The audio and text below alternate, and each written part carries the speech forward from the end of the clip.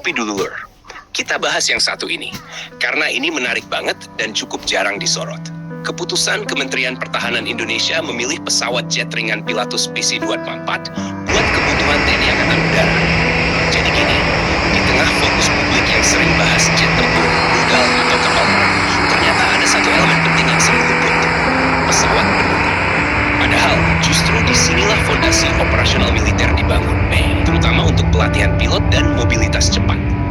Resmi menandatangani kontrak untuk 12 unit PC-24 melalui PT E-System Solutions Indonesia yang ditunjuk langsung oleh Kementerian Pertahanan. Artinya ini bukan sekadar pembelian biasa, tapi bagian dari perencanaan jangka panjang untuk memperkuat kemampuan udara non-tempur.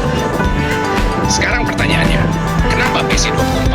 Kalau kita lihat, PC-24 ini bukan pesawat biasa. Ini jet ringan buatan Swiss yang punya kemampuan unik. Bisa lepas landas dan mendarat di landasan pendek, bahkan semi-prepared runway.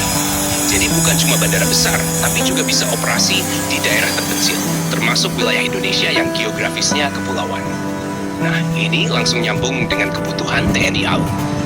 Indonesia itu luas banget, dari barat sampai timur, dengan banyak pangkalan yang kondisi runway-nya nggak selalu ideal. Jadi punya pesawat yang fleksibel kayak gini, itu jelas jadi keuntungan besar. Terus, dari sisi pelatihan pilot, ini juga langkah strategis. Biasanya, pilot transport itu butuh jam terbang di pesawat yang punya karakter jet, tapi tidak terlalu kompleks seperti pesawat angkut besar. PC-24 ini jadi jembatan ideal antara pesawat latih dasar dengan pesawat transport berat seperti Hercules atau AM-400M. Jadi alurnya jelas, pilot belajar dasar, naik ke jet ringan seperti PC-24, baru lanjut ke pesawat transport besar. Ini bikin proses training jadi lebih efisien, lebih aman, dan tentunya lebih hemat biaya operasional.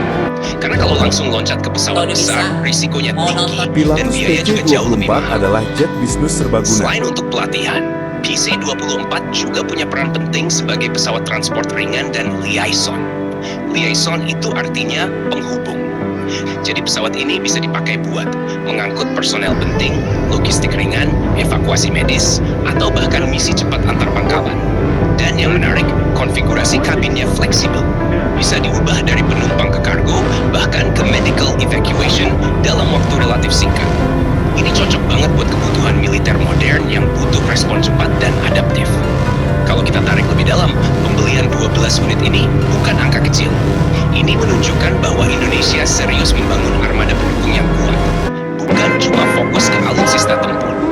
Karena realitanya, tanpa dukungan logistik dan transport yang solid, kekuatan tempur juga nggak akan maksimal.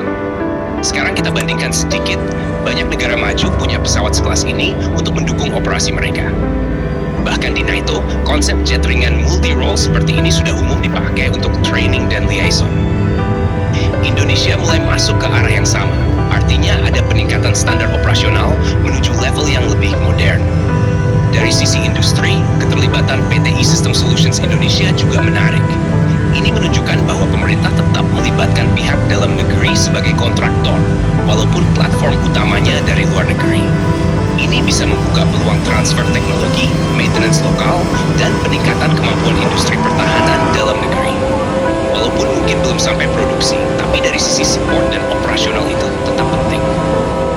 Sekarang kita bahas implikasi ke depan. Dengan hadirnya PC-24, TNI AU bisa mempercepat regenerasi pilot transport, meningkatkan mobilitas antar wilayah, dan memperkuat kesiapan operasi non-tempur. Ini penting banget, terutama untuk misi seperti bantuan bencana, evakuasi, dan operasi kemanusiaan. Karena seringkali justru di situ peran militer paling terasa langsung oleh masyarakat.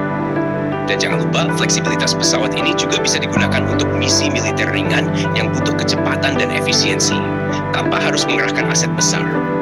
Jadi secara keseluruhan, ini bukan pembelian yang wah di mata awam, tapi justru sangat strategis di level operasional.